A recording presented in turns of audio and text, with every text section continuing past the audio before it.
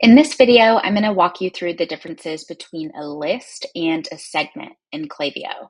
I'm Hannah. I'm the founder of LaRose Co, and we're an email marketing agency for e-commerce stores. So let's go ahead and get into it. So you will toggle in order to get to your lists and segments inside of your Klaviyo account. You'll toggle to lists and segments underneath audience in Klaviyo's left-hand column. And here is going to be a list of all of our different types of customers or subscribers, whether they're a list or segment. And depending on how many you have, you might have multiple pages here, especially once you start to get your segments built out and dependent upon how large your customer list is, that might be a lot. So you might have a lot of different pages to scroll through and organize.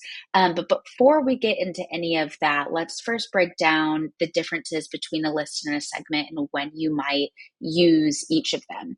So a list is going to be static, whereas a segment is going to be dynamic.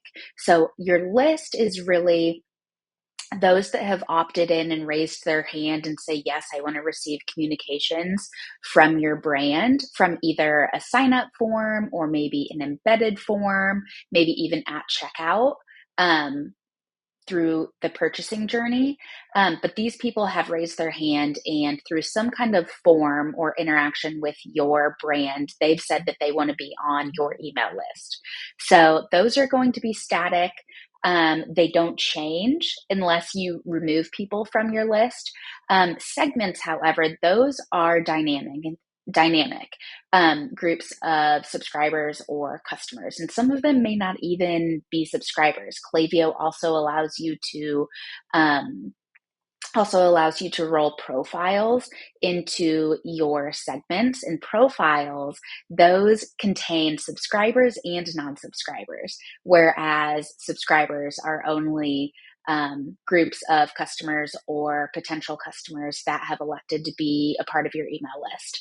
So segments can get really powerful. We can build those off of lots of different definitions. So let's take a look at one of our segments that we have here. If you click on this little down caret where it says show details, we can see what Klaviyo calls the definitions for this particular segment. So for this particular test account that I'm in, we have an unengaged segment, and the definitions that make up our unengaged segment or a group of customers are that the person have received email is at least 30 overall times. So they've received over 30 emails, and the person has not opened an email or clicked or placed an order overall time.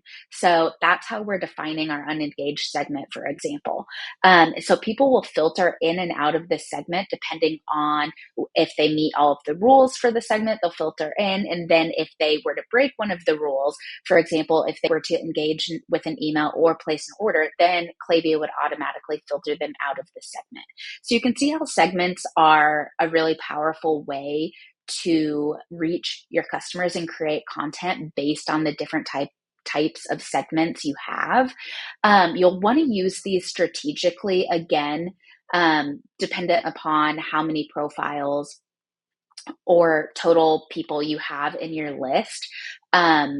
If you only have a segment that has 5 customers on it, unless you have an average order value that's thousands and thousands of dollars, something like that, you probably don't want to create a segment and send content out to a segment or list that small. So, but it can give you valuable insight into, groups of customers and how they're taking action or lack of action on your site and how they're engaging with your content. Most commonly, brands are using segments.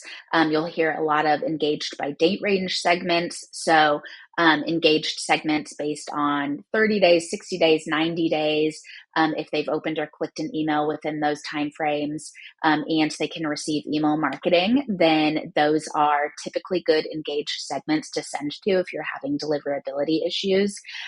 Whereas a newsletter, you wouldn't necessarily want to blast your entire newsletter list unless you're a smaller brand and your list is fairly engaged and you engage in regular list cleaning, meaning you're scrubbing the customers that aren't engaging with your content off of your list on a regular cadence, then it would make sense to send to your whole list in those instances.